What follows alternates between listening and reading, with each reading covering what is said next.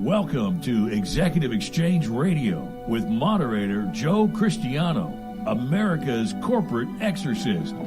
Hosted by Dr. Jennifer Beaman and Jorge Gutierrez, trusted advisors to chief executives and business leaders across the nation. If you would like to add to the conversation, call 646-652-4620.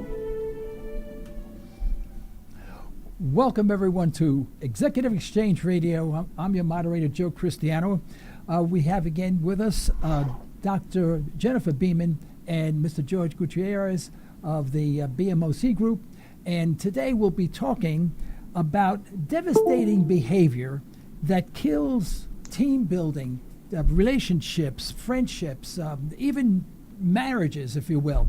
But these devastating this devastating behavior is dominant in most large corporations. And we're going to ask first, Dr. Beaman, what is that devastating behavior in your opinion? What's that number one devastating behavior, and how do we get around that?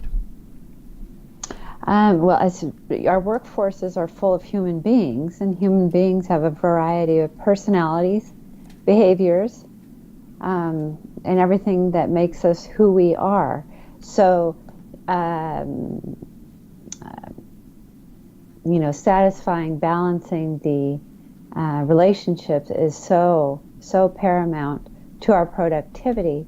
However, because we're human beings, we're bound to run into behavioral problems or, relationship problems.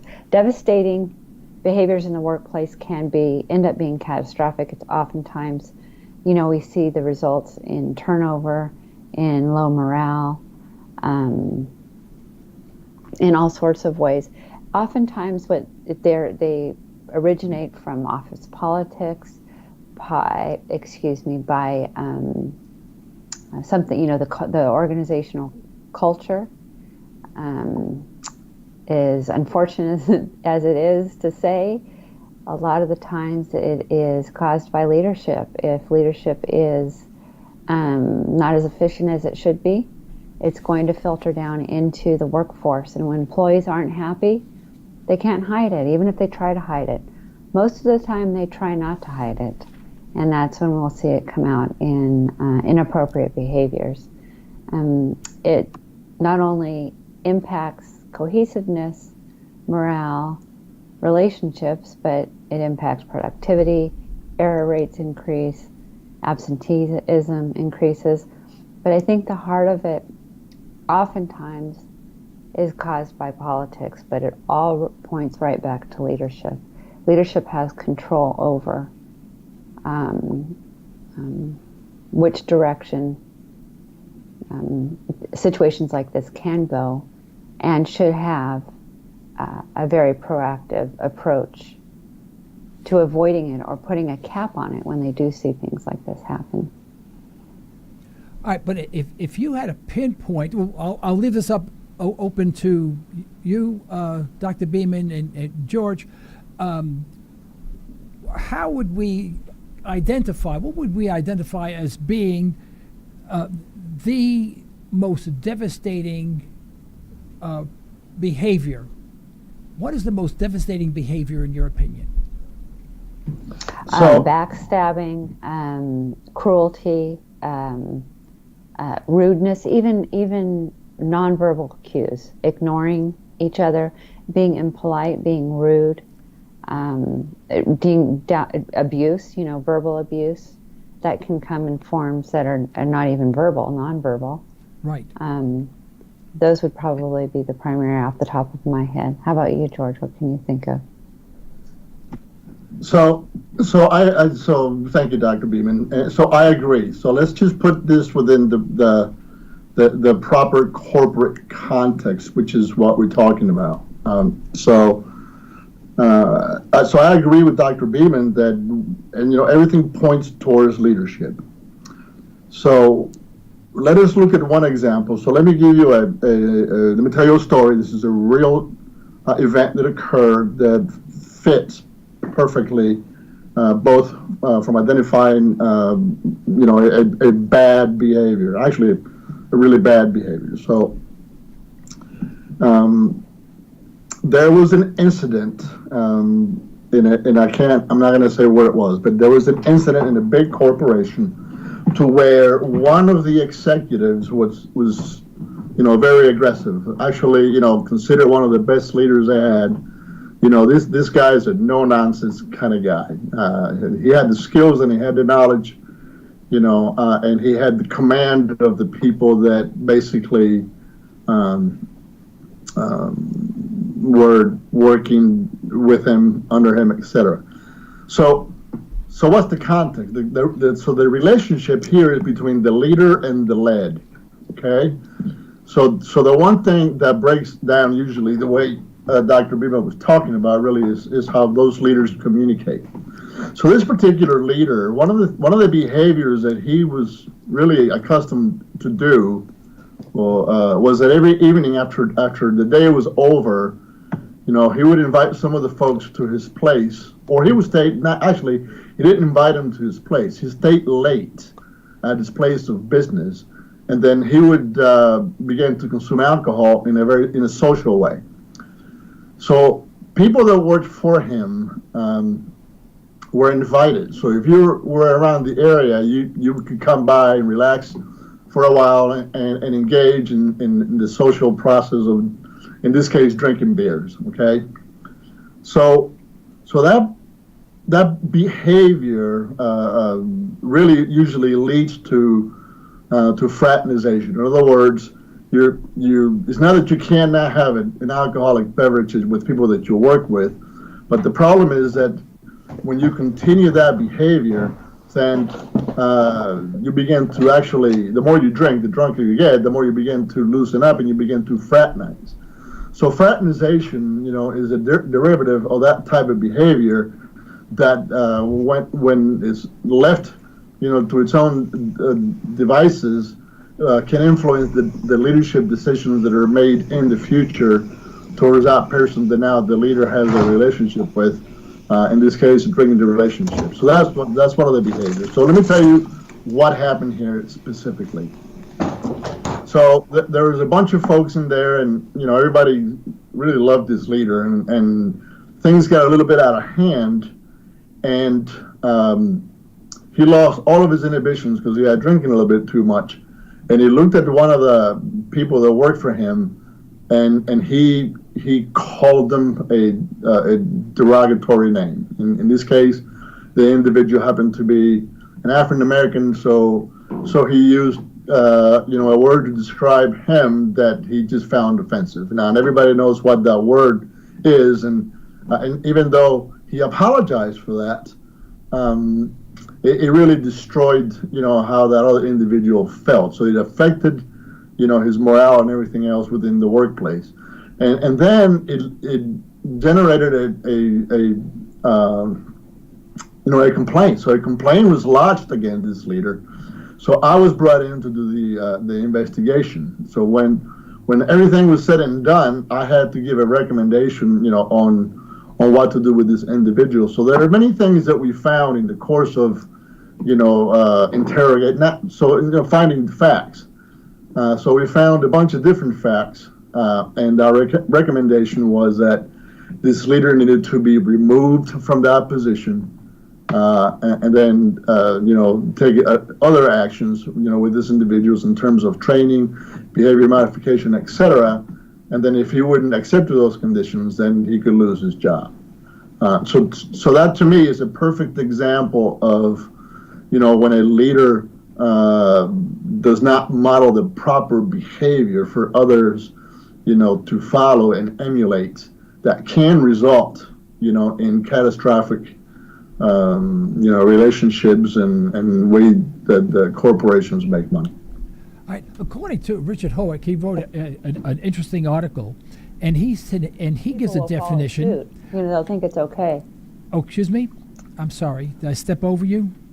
Oh, excuse me. I was chiming in there. Oh, go ahead. Please do. Go ahead. I was going to say, when behaviors like that are happening and it's the leader who's doing it, employees will follow suit. They'll think it's okay, and then things get out of control. Right.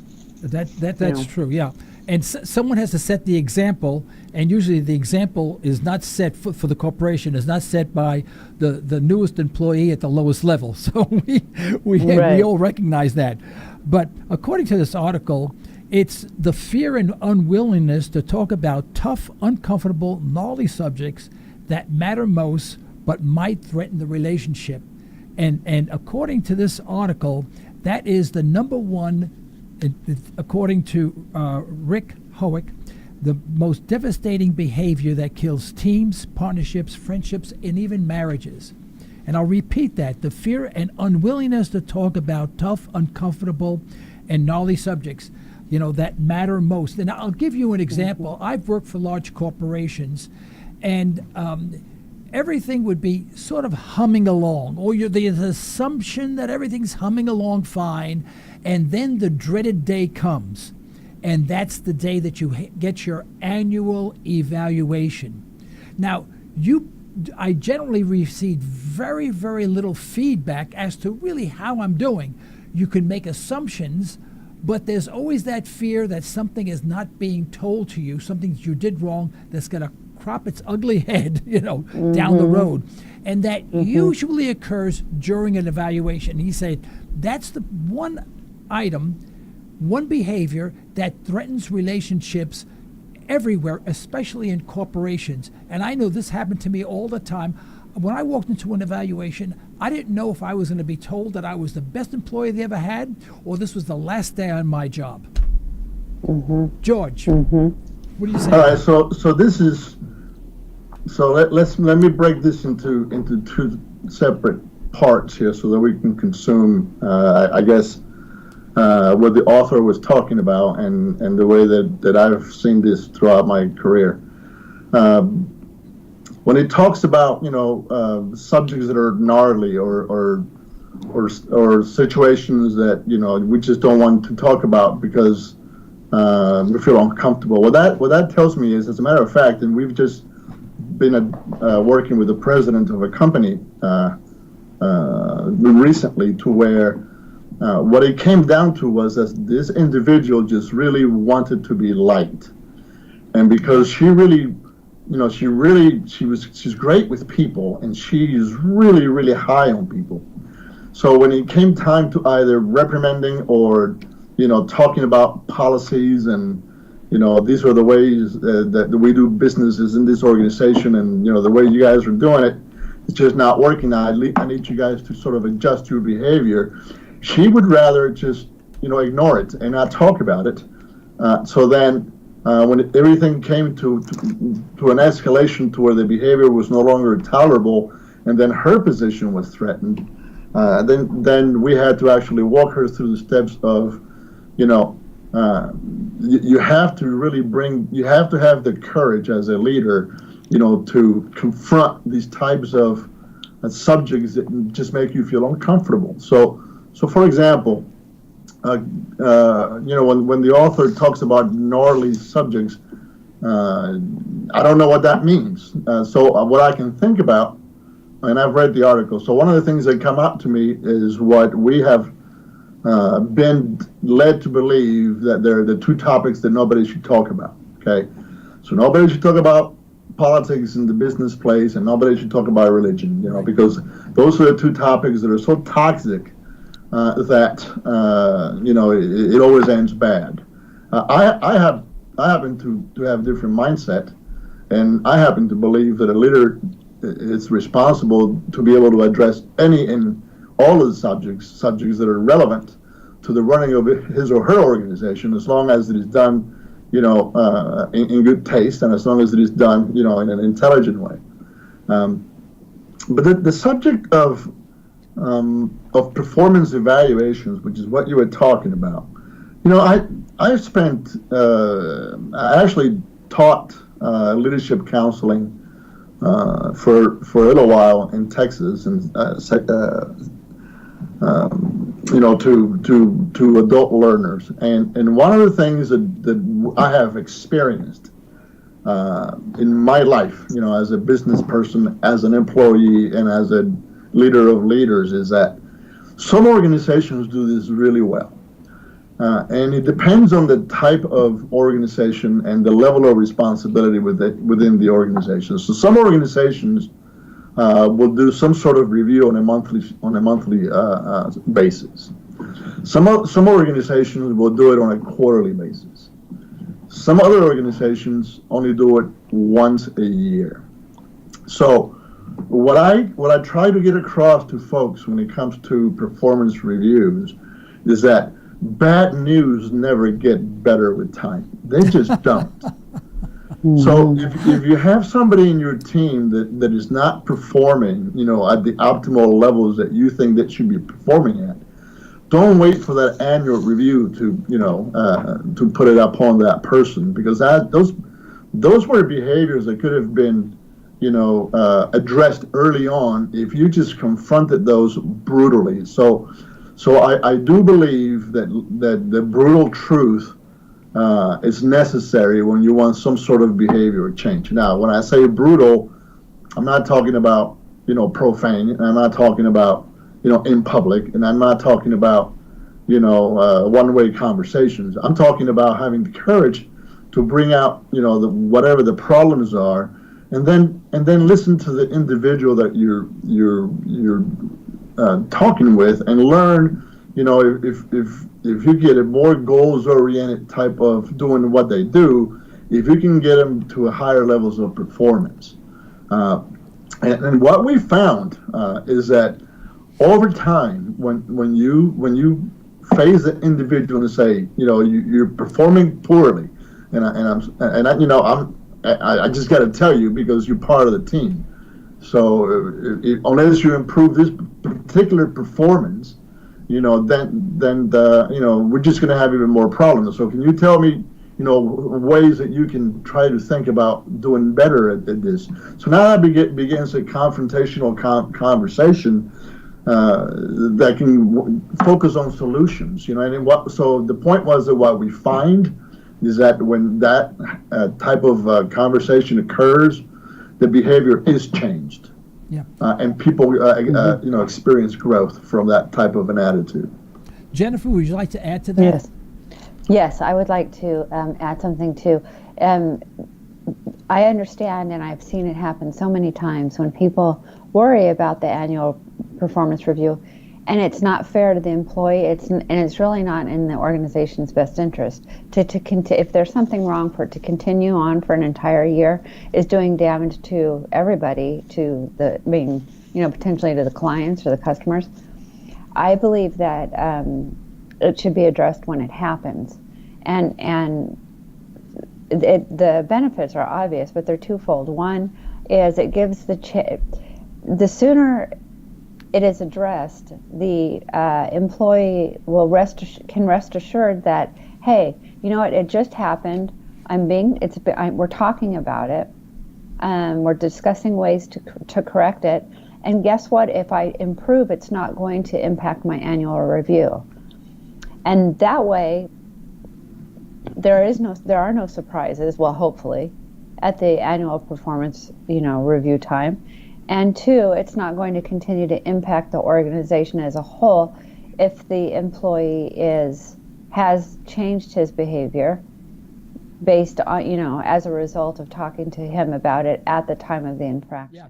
Thank you very much, everyone, for joining us here on Executive Exchange Radio. I'm your moderator, Joe Cristiano. Well, stay tuned.